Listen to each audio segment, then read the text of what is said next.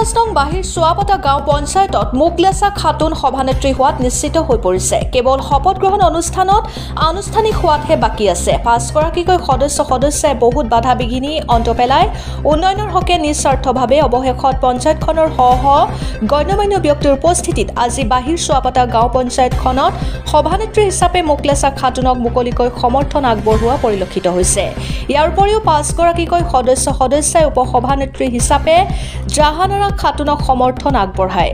মুকলেছা খাতুনক মুকলিকৈ সমৰ্থন আগবঢ়োৱা 5গৰাকীকৈ সদস্য ক্ৰমে 2 নং ৱাৰ্ডৰ সদস্য মফিদা খাতুন, 4 নং ৱাৰ্ডৰ সদস্য জাহানাৰা খাতুন, 7 নং ৱাৰ্ডৰ সদস্য সাহানুৰ ইছলাম, 8 নং ৱাৰ্ডৰ সদস্য আমিনুল ইছলাম আৰু 10 নং ৱাৰ্ডৰ সদস্য ফৰিজুল হক বুলি জানিব পৰা গৈছে। বিলাসীপাৰাৰ পৰা জহিৰুল ইছলামৰ ৰিপৰ্ট, অৰুণোদয় আছাম। গাঁও পঞ্চায়তৰ 6 নং ৱাৰ্ডৰ সদস্য হিচাপে নিৰ্বাচিত হৈছোঁ। যেহেতু আগন্তুক 24 তাৰিখত আমাৰ শপত গ্ৰহণ অনুষ্ঠান হ'ব, সেইকাৰণে আজি ৰাইজৰ মানুহ আৰু আমাৰ নৱনিৰ্বাচিত সদস্যসকলে মিলি আমাৰ ঘৰত ৰাজহুৱাভাৱে এটা মিটিং অনুষ্ঠিত কৰে।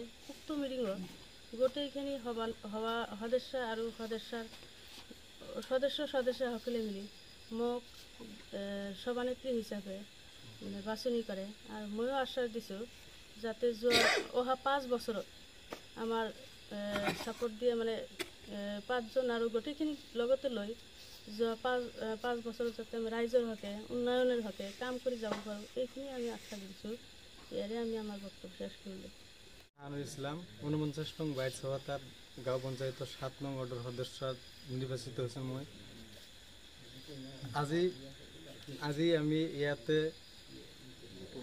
উপস্থিত হৈছোঁ আমাৰ সকলো ৰাইজৰ মাজতে। সভানেত্ৰী হিচাপে মই মুকলেছা খাতুনক সমৰ্থন জনাইছোঁ আৰু উপসভানেত্ৰী হিচাপে জাহানাৰা ইয়াছমিনক সমৰ্থন জনাইছোঁ। আগন্তুক দিনত আমি গোটেই মিলি পঞ্চায়তত সকলোৱে মিলি একেলগে উন্নয়নৰ হকে কাম কৰি যাম।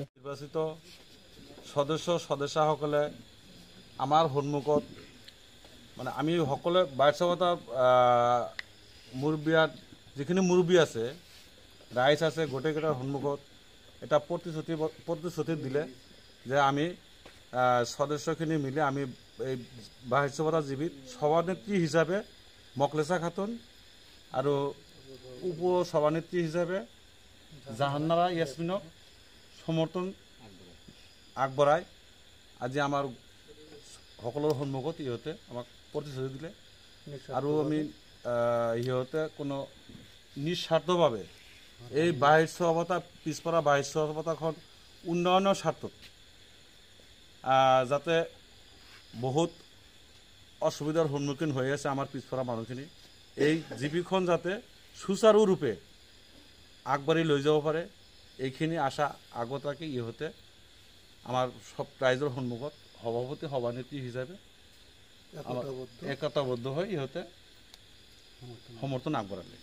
20 জুন 2025 ইং তাৰিখ নাইগলা উন্নয়ন খণ্ডত বাহিৰ চোৱাপতা গাঁও পঞ্চায়তৰ শপত গ্ৰহণ অনুষ্ঠান অনুষ্ঠিত হোৱাৰ আগ মুহূৰ্তত বাহিৰ চোৱাপতা গাঁও পঞ্চায়তৰ অন্তৰ্গত বিভিন্ন অঞ্চলৰ পৰা অহা মুৰব্বীয়ান সমাজ তথা ৰাইজৰ সন্মুখত 49 নং বাহিৰ চোৱাপতা গাঁও পঞ্চায়তৰ অন্তৰ্গত নৱনিৰ্বাচিত সদস্যসকলে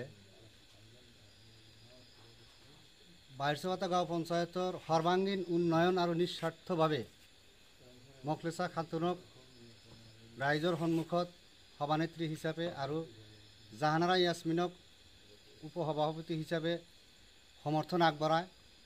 আমিও সকলো ৰাইজৰ সন্মুখত সভানেত্ৰী ডাঙৰীয়ানীৰ অভিভাৱক হিচাপে নথৈ আনন্দিত। আশা ৰাখিছোঁ আগন্তুক দিনত যাতে শপত গ্ৰহণ অনুষ্ঠানত নৱনিৰ্বাচিত সদস্যসকলে দিয়া প্ৰতিশ্ৰুতি বাহাল থাকে।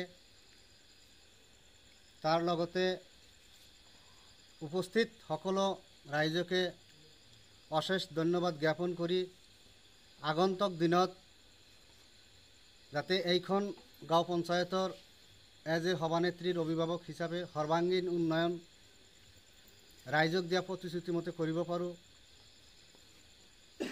তাৰ কাৰণে সকলো ৰাইজৰে সহায় আৰু সহযোগিতা কামনা